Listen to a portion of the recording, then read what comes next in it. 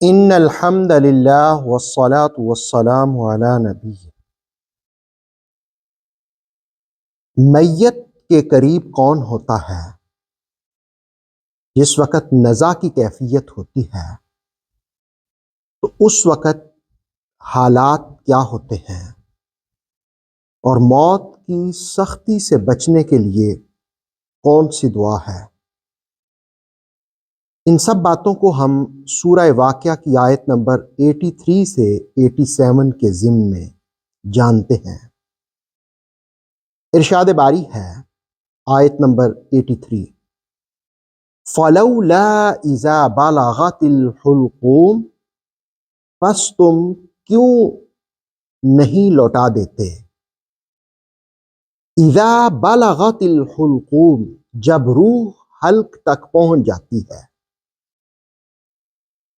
یعنی جب روح حلق تک پہنچ جاتی ہے، روح نکالی جا رہی ہے، تو تم کیوں نہیں دوبارہ لوٹا دیتے؟ وَأَنْتُمْ حِينَئِذٍ تَنْظُرُونَ، اور تم اس وقت پاس بیٹھے دیکھ رہے ہوتے ہو۔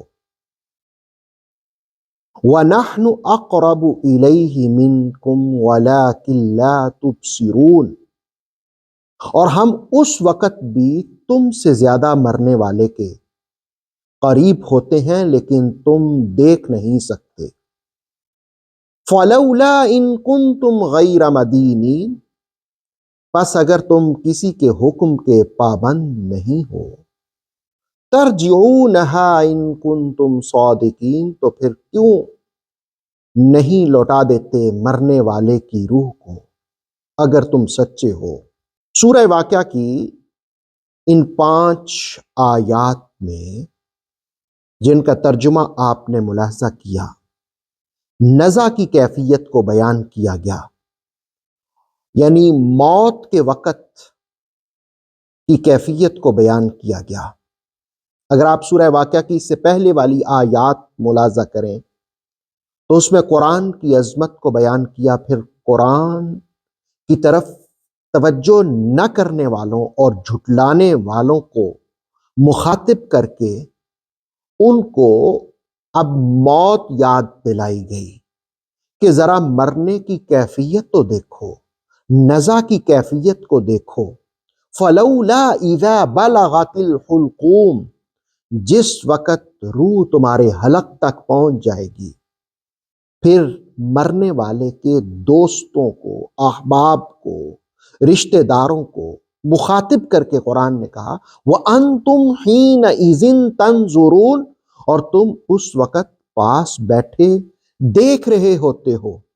اب جس وقت بظاہر میت کے جسم کے تم قریب ہوتے ہو تو آیت نمبر 85 سوال کرتی ہے اور ایک تنبیہ کرتی ہے۔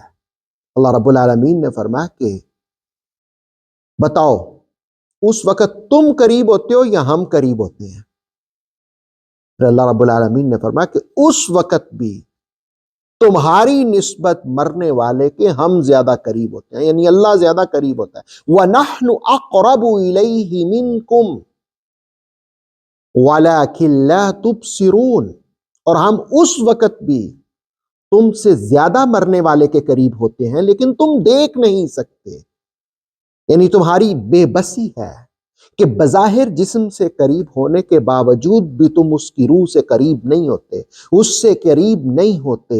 اللہ رب العالمین اس وقت بھی قریب ہوتا ہے۔ اور پھر کہا کہ ہاں، اگر تم اتنا ہی اپنے اوپر گھمنڈ کرتے ہو تو فَلَوْلَا إِن كُنتُمْ غَيْرَ مَدِينِينَ، اگر تم اپنے آپ کو کسی کے حکم کے پابند نہیں سمجھتے ہو، ترجعونہا، ذرا مرنے والے کی روح کو اس میں لوٹاؤ تو صحیح، ان کنتم صادقین، اگر تم سچے ہو، یعنی تم سب اللہ کے حکم کے پابند ہو، اور اگر تم اپنے آپ کو اس کے حکم کا پابند نہیں سمجھتے، اس کے دائرہ کار، اس کے اختیار سے باہر سمجھتے ہو، تو جس وقت ہم کسی کی روح نکال رہے ہوتے ہیں تو اللہ پاک کہتا ہے ترجعونہا، ذرا اس میں لوٹا کے تو دیکھو، ان کنتم صادقین، اگر تم سچے ہو۔ موت برحق ہے۔ سورہ آل عمران کی آیت نمبر 145 کے مطابق موت کا ایک وقت مقرر ہے۔ سورہ آل عمران کی آیت 154 کے مطابق موت کی جگہ بھی متعین ہے۔ سورہ آل عمران کی آیت نمبر 168 کے مطابق موت جب آتی ہے تو اس کو کوئی ٹال نہیں سکتا۔ سورہ نساء کی آیت نمبر 78 کے مطابق کوئی بھی شخص موت سے بچ نہیں سکتا۔ سورہ انبیاء کی آیت نمبر 35 کے مطابق موت سب کو آتی ہے۔ سورہ رحمان کی آیت 26 کے مطابق اللہ کے سوا ہر چیز نے فنا ہونا ہے، ہر چیز نے مرنا ہے۔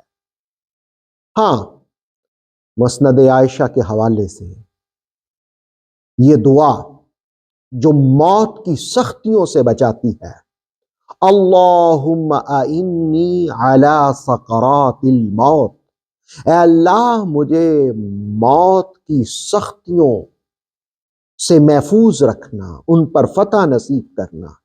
یہ دعا کثرت سے کرنی چاہیے، اللہم اعنی علی سکرات الموت، اللہ تعالیٰ مجھے سکرات الموت سے بچانا، تو میری مدد کرنا۔